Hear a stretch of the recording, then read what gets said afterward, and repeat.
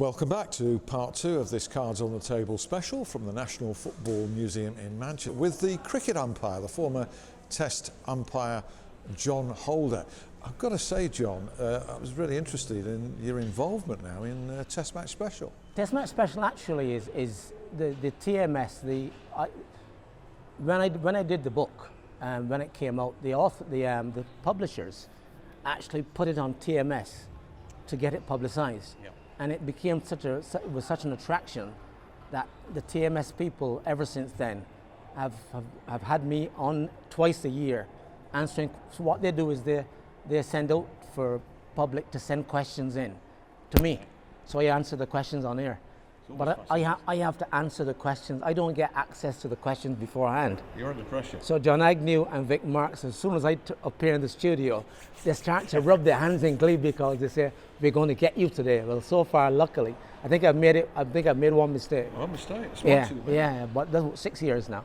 Well, as umpires, you make mistakes. Well, you'll have a good fun. It's a great laugh, and there's a great humour around the game. Oh, of cricket, isn't there? But these two fellas are fellas I've umpired during. Agus played for Leicestershire, and Victor played for Somerset. And they were good fellas. So they're fellas with whom I have had a bit of banter as player and umpire. So it just continued. I'm going to ask you about the behaviour of footballers shortly and how you perceive it. How has the behaviour, or has it changed over the years? Has the behaviour of cricketers?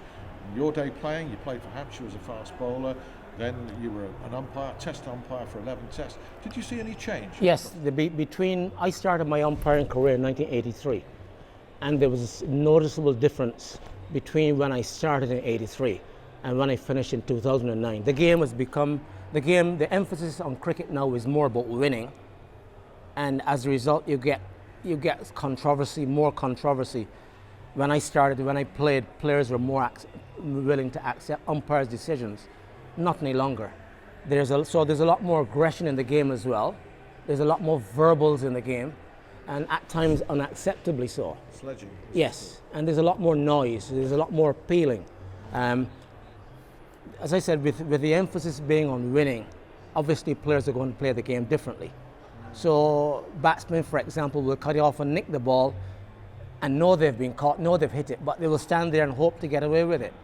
Whereas in my time as a player, most batsmen, having nicked the ball and you've been caught, they'll walk off the field. Dissent has become more of an issue for umpires. Yeah, it has, because there's more money in the game, so there's a lot more at stake now. And dissent in football has also become a bigger issue because of the same reason. I think at times the behaviour in football is disgraceful. You see how a referee's made a decision, and it's not just a matter of challenging. It's the aggression, it's the language as well, and you don't have to be a lip reader to see that there's quite often obscenities, vulgar language is being used towards a referee. We don't get that in cricket, luckily. Do you think referees in football are strong enough on that? No, I don't. I mean, I understand. I don't know the laws of football, but I understand that the referees have got the option of sending a player off for use of obscene language. I've never seen it happen, but I've seen lots of obscene language on televised matches. They're setting the wrong example then. That's right. Parks players, young players starting in the game, they can't get away with that. And I think, but for me, one of the worst aspects of what happens in football is, let us say you're watching a game on television and you've seen a player commit an indiscretion or foul or whatever, and he's been penalised by the referee, and his manager, despite the fact that it's been seen worldwide, tries to defend it. You can't defend what is obviously indefensible, but they do. And I think at times, rather than try to defend bad behaviour, the manager should just keep his mouth shut. Because for me, you lose respect. An image problem. Very much so. Very much so. Does that sadden you? You're a Manchester United supporter, so I'm not really pointing the finger at the Reds lately. Wayne Rooney's quite a reformed character. Roy Keane was a bad one. Yeah. Roy Keane, as a player, captain of United, I mean, he was shocking.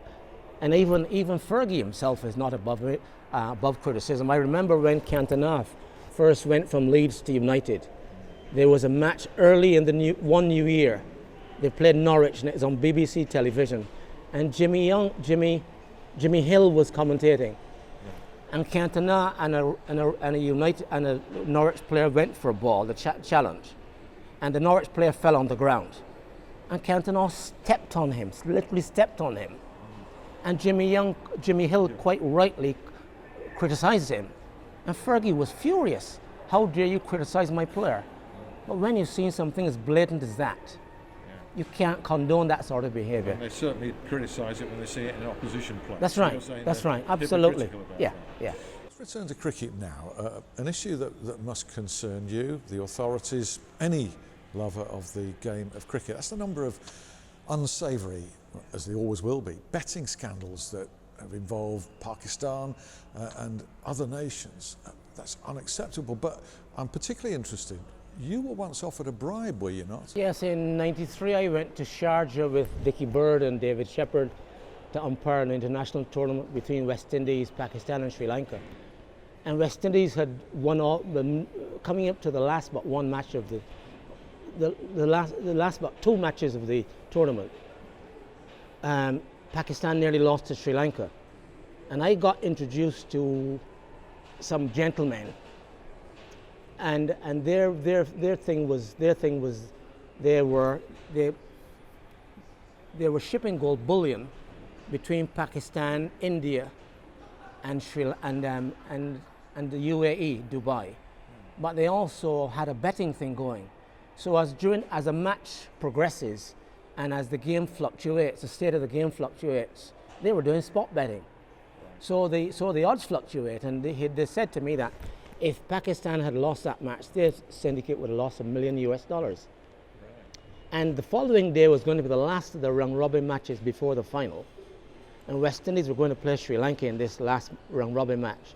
But because the West Indies were playing so dominantly, you wouldn't get decent odds. But if I could somehow allow the Sri Lankan openers to put on a score of 85, they'd pay me £10,000 cash. And I said, you've got the wrong person. I said, first is my self-esteem, there's my self-respect, to start making decisions based on money. I said the three commentators were three former great test match players, Ravi Shastri, Michael Holding and Sunil Gavaskar. I said the players will know, and I said, but also, if I do it not once, I'm getting myself into spider's web because my phone is going to ring again and again and again.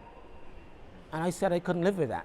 So I told them to get lost, and that was it. How could they guarantee, or how could you guarantee an outcome? It was a nonsense. It was a nonsense. I would have to have made a ridiculous decision. For example, if I'm standing at square leg, and the other batsman gets bowled, one of the openers gets bowled, am I going to shout no ball?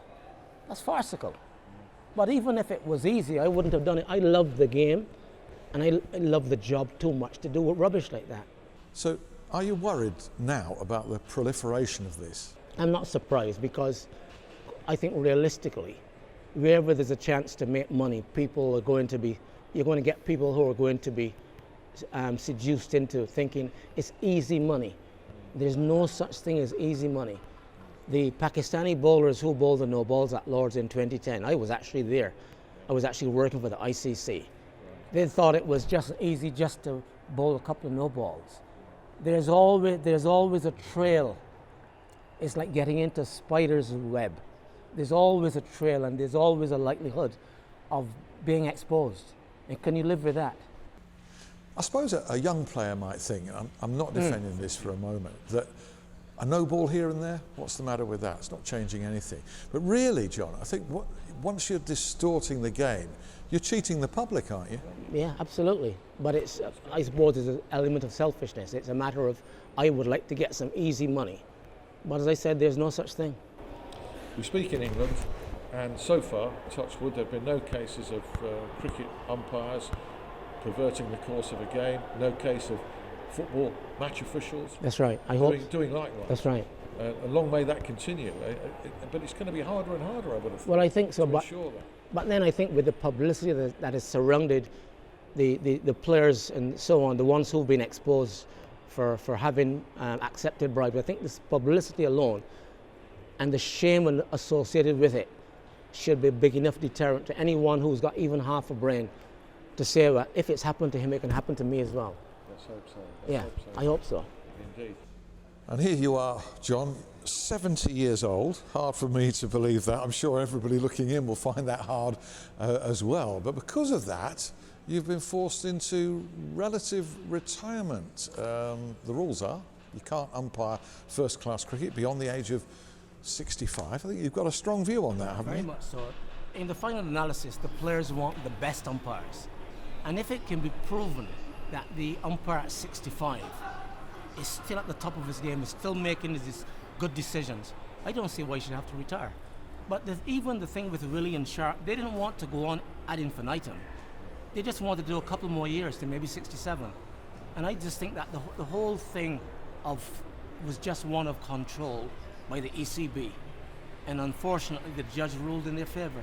But I think it's a complete nonsense. One thing they can't stop is your love of cricket, the game of cricket, and of course your involvement with Test Match Special. John, it's been a real pleasure talking to you. Thanks very much indeed. Pleasure.